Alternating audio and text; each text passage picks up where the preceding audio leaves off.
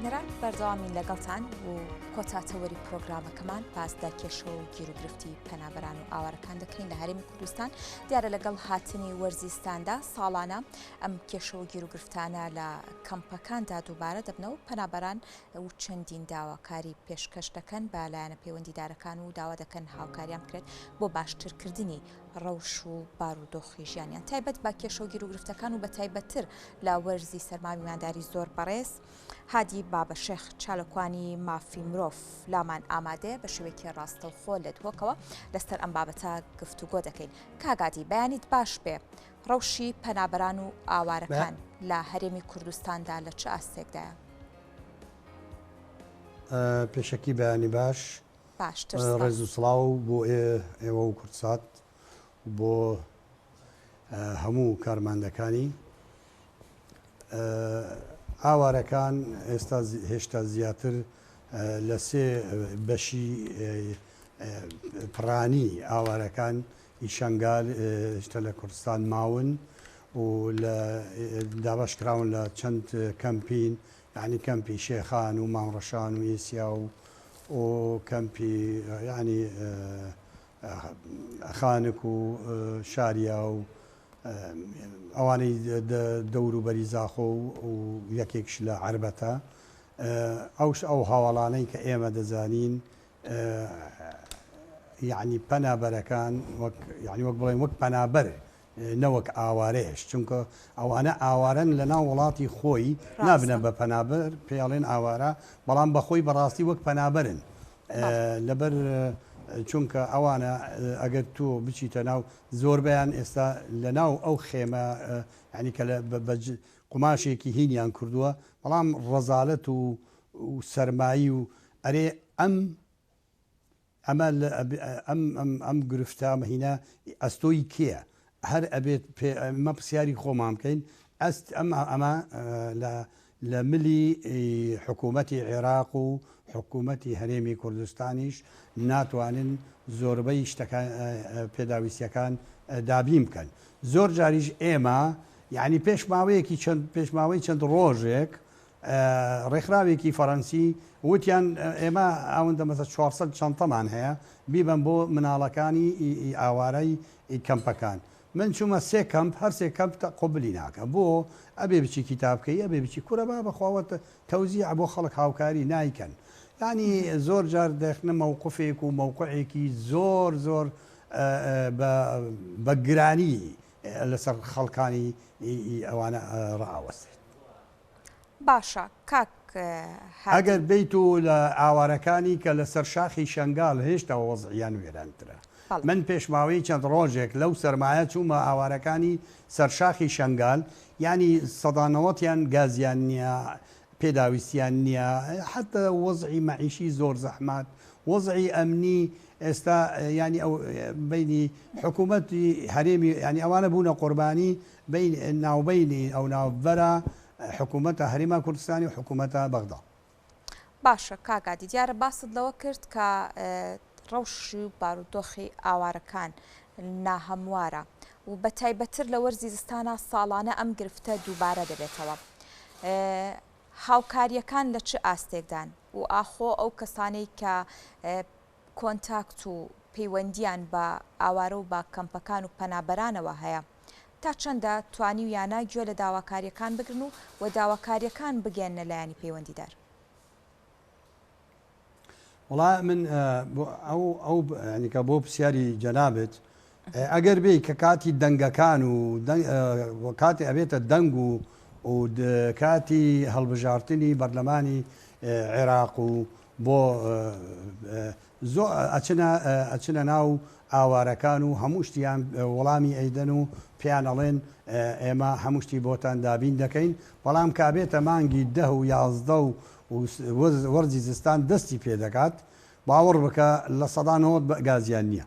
لە سەدانەوەت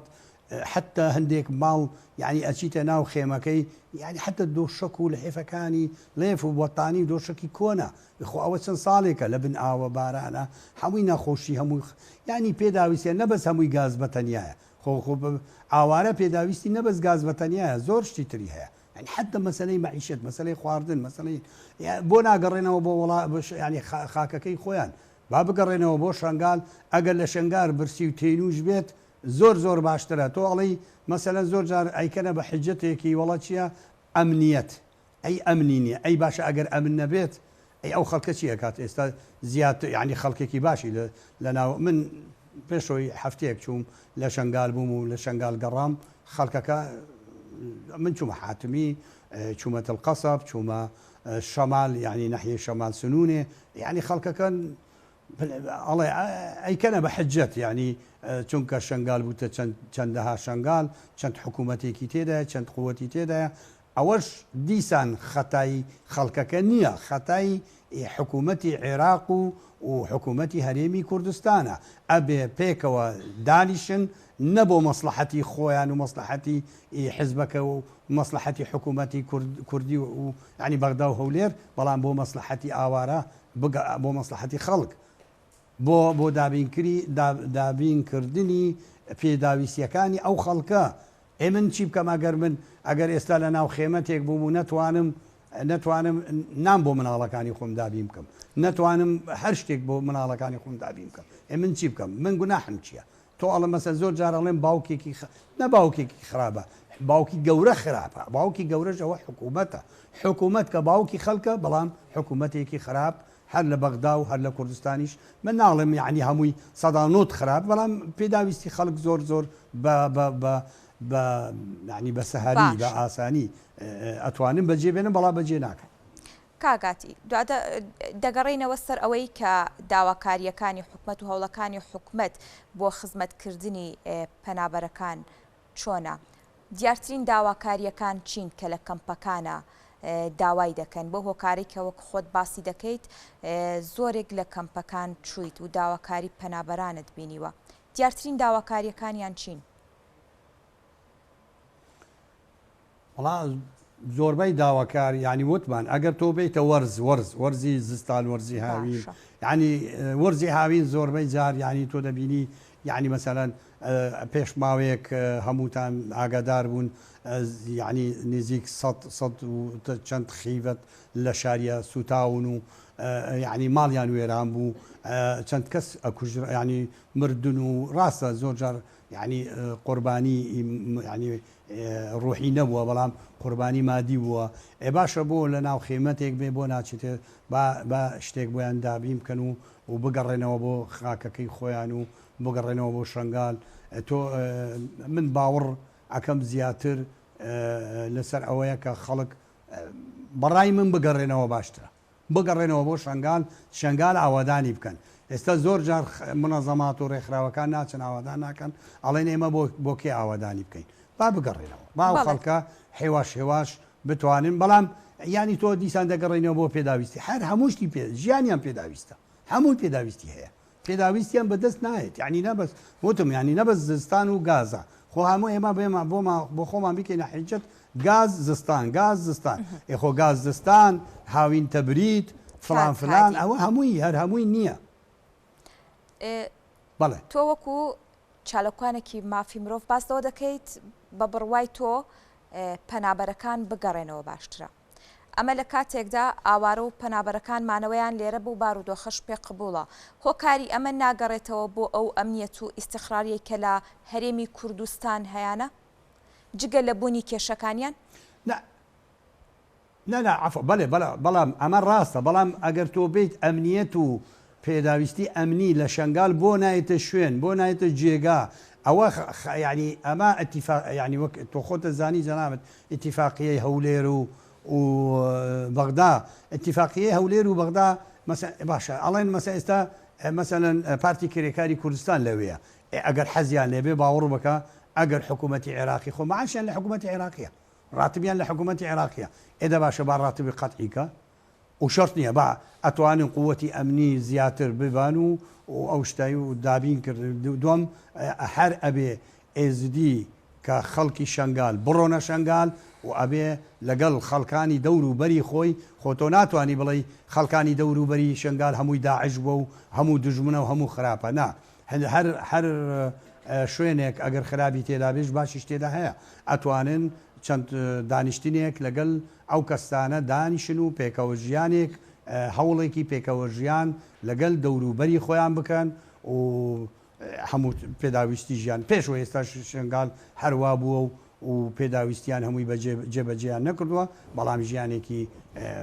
ئەمنیەت ئەساسی ئەوەیە بە ئەمنیەتێکی دروست دابین بکەن ئەگەر ئەوە دابین بکەن باوەڕ بکە پێداویستی ژیان دابین ئەبێت و هەموو شتە بڵێن وەک مەکتەب و وەک خەستەخانە و ئەوانەش ئەتوانن یعنی حتا ئێستا ئەتوانن زۆر شتی لەوێ دابین بکەن و باش بکەن و بەڵام باوەڕ ئەەکەم زیاتر نە پێداویستی ژیانە پێداویستی ئەمنی لە شنگار هەندێک ئێستا زەعیفە. کاگادی بە هۆکارەوەی کە زۆر کارت لەسەر ئەم بابەتە کردووە کارت لەسەر مافی پەنابەران و وەروەها مافی ئاوارەکان کردووە و داواتان کردووە وەکو چاڵەکوانێکی مافی مرۆڤ کارتان لەسەرەوە کردووە داواکاریەکانیان جێبەجێ بکرێت و خزمەتیان بکرێت کە ڕوبەڕوو دەبنەوە لە لەگەڵ لایەنە پەیوەندیدارەکان بۆ قسەکردن لەسەر باشترکردنی ڕەوشی ئاوارە و پەنابەرەکان چ وەڵامێکتان دەستەکەوێت ئەگەر خزمەت ناکرێن هۆکارەکەی چییە؟ ئەم بارودۆخە ئابوووریەیە کە هەرێمی کوردستان و عێراقی گرتووەتەوە؟ ئەزانی من وتمشانی زۆر جار ئێمە نەبەست من ینی وەک هەموو چالاکوانە هەموو چالاکوانیش ناتوانێت ئەو شتەی کە پێداویستی خەڵک کە ئەیداتە حکوومەتیش حکوومەتەکەش یعنی پشتگوێ ئەکات. زۆر جار بۆ مەسلحەتی حزبەکانی خۆیان بۆ مەسلحەتی سیاسی دەڤەرەکە یعنی زۆر جار هینە بڵێن ئەوەش بەڕاستی شتێکی وای تێدایە یعنی مخابن یعنی کە دێن مەسەلەن بۆ گەڕانەوەی خەڵک بۆ دابینکردنی پرۆی ژیانی خەڵک یعنی ئەوە هەمووی زۆر جار حکوومەتی کوردستان ئەڵێ من تااقەتم نەما ناتوانم ئەوەی باش ئەگەر تااقەتان نەما هەوڵ بدەم با بگەڕێنەوە بۆ شنگال ئەگەر ئەوە لێرە هەر نانێک و پیوازێک و ئاوێکە خۆم با لەوێژ ئەو شتەی بخۆن و ئەتوانن ژیانی خۆیان هەر ڕۆژێک دابین دەکەن بەڵام ئەگەر هات و هەر لێرە بۆیان خۆشک دەرکەن و وەڵە ئێمە ئەشیاءتانە دەینێ و ڕێکخراوەکان دێنە ناوتان هەمووشتان مەسەلەن شەریکەی فلان مەلیۆن دینار تەتان دەتێ و 1000 دینار دەدەن نازانم چەند ئاخر ئەوەش هەموو هۆکارێکە کە بۆ ئەوان کە لێرە بمێنن بەڵام بەڕای من باشترین حەل باشترین ڕێگا ئەو خەڵکە هەوڵ بدەن بگەڕێنەوە بۆ شنگال و شنگال ئاوادان بکەن و چونکە شنگال لە ناو دنیا هەمووی دیارە خاکی خەڵکی ئێزیدیە و خەڵکی ینی خاکی ئێزیدیەکانە ئەوجا ئەوانە با بگەڕێنەوە وا بزانم ئەتوانن ئەوە خۆیانش ئەتوانن سەرۆک هۆز و خەڵکی ئاینی و خەڵکی ڕۆشنبیر و هەمووی پێکەوە دانیشن و لەگەڵ حتا خەڵکی دەوروبەری خۆیان ئەو هەموو عەرەبە هەموو دژمن نییە ئەو عەرەبە هەموو داعش نەبووە مسلمانان هەموو داعش نین ئەوە غەڵەتە ئەگەر ئێمە بڵین هەموو داعشن ناواژ نییە ئەتوانین لەگەڵ هەموو خەڵک دانیشن و ئەو خەڵکی دەوروبەر و حەلێک بدەینە ئەو هۆکارە و پێداویستیش ئەتوانن ئەوە هێوا شێوەش بۆیان دێت بەڵام کە هەتاکەی لێرە بمێنن هەتاکەی لە کوردستان بمێنن یعنی بۆ ئەو خەڵکە ینی هەتاکەی من لەوانە بزانم شتێکی تریش بۆ ڕۆمکەم زۆر جار کە خەڵکی کوردستانی ئەو بڵێن حکوومەتی هەرێموین قبوڵی ناکە بڕۆن لەبەر چونکە هۆکارێکی تیجاریش تێدایە یعنی اقتصادی ئەگەر ئەوانە ئێستا 250,000 کەسی شنگال بڕوات لەوانەیە تەأسیل لە اقتصادی یعنی لە مەسەن دەڤەرەکەش بێت زۆر یعنی باوەڕەکەم تعدایك لە مەسەلەی اقتصادی کوردستانی شەکەوێتەوە لەبەر ئاونش ئەوانە هۆکار نابن ناڵێم قەدەغا ینی مەمنوع لە مەمنوعاتەکە بڕۆن و منعیان دەکەن بەڵام ئەتوانم بڵێن ئەگەر منعیاش نەکەن بەڵام هۆکار نین بۆ هاوکارش نین بۆ ڕۆیشتنی خەڵکی شنگال بۆ شنگال. بەڵێ زۆر سپاس بۆ هادی بابەشێخ وەک چالکوانی مافی مرۆڤ لەسەر کێشە و گیر و گرفتەکانی پەنابەر و ئاوارەکان لە وەرزی سەرمادا ڕوونکردنەوەی خستەڕوو